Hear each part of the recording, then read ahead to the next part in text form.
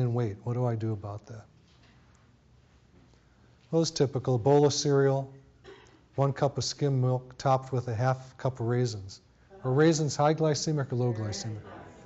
Huge. Dried fruit's huge, except for apricots. Now I'm going to share a secret with you. I shouldn't tell you, but a stroke of honesty came upon me. I went through a period a couple years ago when I discovered oatmeal, because it's healthy. And I started eating a full plate. I used to put it on a plate, you know. Little cinnamon, right? It's good. Sometimes a little maple syrup, but not too often. And I gained about 15 pounds in about 2 weeks. I didn't put 2 and 2 together. And then all of a sudden one day I went, grain, high glycemic. I stopped, weight went right off. I lose weight fast when I'm doing this thing. I mean, I'll lose 10 pounds the first week. And that's a lot for someone who's built like I'm. I'm ectomorphic, I burn fast. Big guys, big women, you can lose more than 10 pounds the first week. You know, the average when a person comes back to me after 3 months is they're down about 30 pounds. And it's not hard. It's easy. It just takes a little focus, a little preparation. All right, so lunch, perfect, right? 3 ounces of turkey on 2 ounces of whole wheat bread with light mayo. Well, I say have all the sandwiches you want, just don't eat the bread. That's what I do. It's not difficult.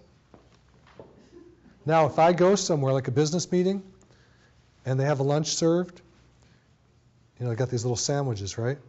Little slither of, you know, turkey or something in it. I'll take 10 of them. And I'm going to take out that little piece of turkey. And that's it.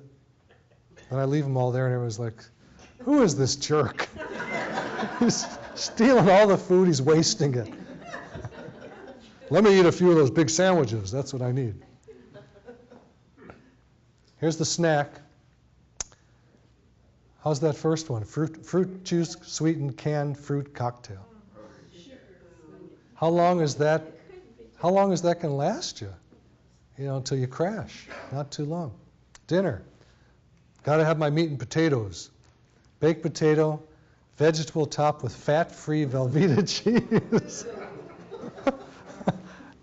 But only 3 ounces. Bowl of lentil soup could be counted as a vegetable or it could be a protein. Green salad with low-fat dressing. So, do we want the low-fat stuff? No. For what? You know, if you're going to eat yogurt, get high-fat yogurt, but just make sure there's no sugar in it. That'll fill you up fast. This is my favorite. I love this. This is one of my favorite studies. Anyone seen this one before? It's spectacular. Before we civilized and Christianized the Aborigines around the world, guess what? They were healthy. Now, they did die from trauma because they were roaming tribes killing each other. They did die from infectious disease. They didn't live real long because of that. But they were healthy. They didn't have osteoporosis. They didn't have much diabetes. There wasn't much food around to give them diabetes. They didn't have much heart disease, right? They didn't have all these things we have. They do now. Doesn't take them long once they get the taste. So this particular study showed marked improvement in carbohydrate and lipid metabolism. Lipid means the cholesterols, the fats in the blood. In diabetic Australian Aborigines after temporary reversion to a traditional lifestyle. What does that mean? These guys years ago ate the right thing. They chased down animals that were eating grass, eating twigs, eating berries, whatnot, right? And high omega-3 in their diet, not too much joint pain. We came in, what did we give them? We gave them diabetes. Here's a present, guys. Here's Jesus and diabetes in one package.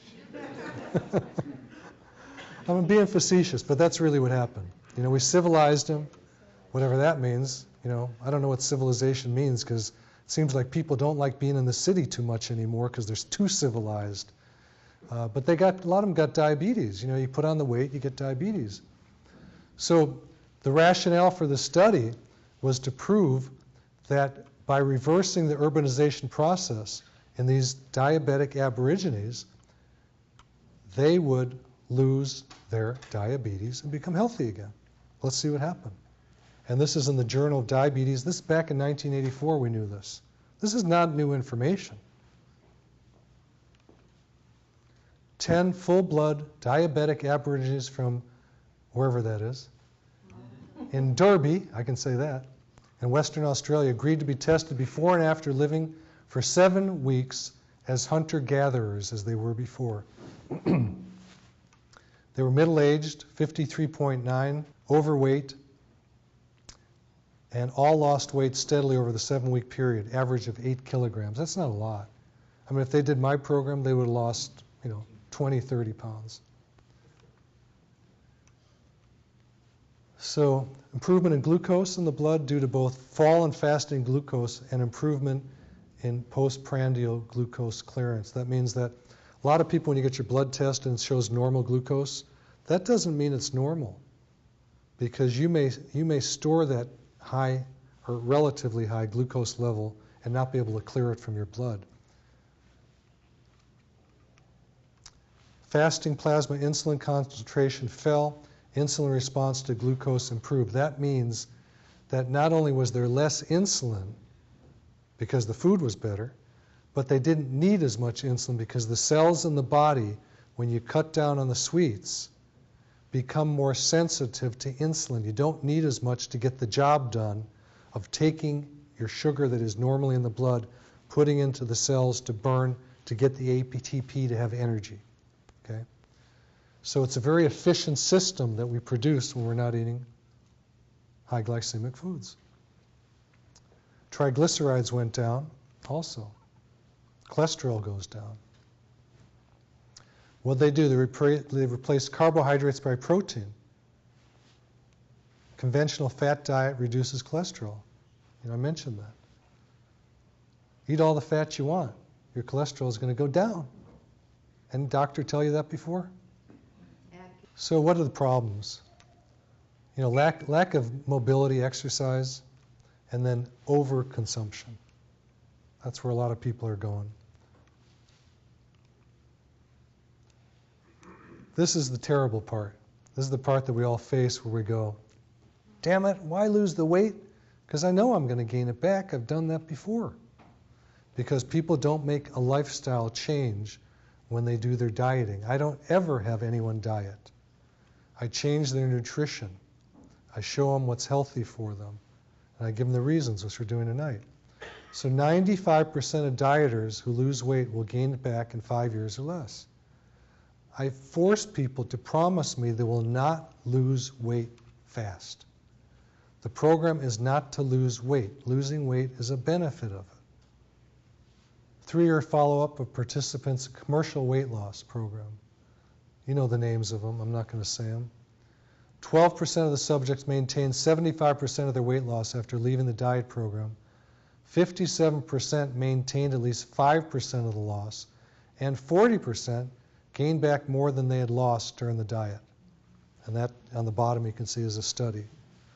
This is not just someone talking about it. This has been studied. Well, here's one of the issues. Someone mentioned comfort. Food is a comfort. And we all have this little thing called a basic self that lives down here. Freud called it the id. What is that thing? It's here to keep us alive. That's its job.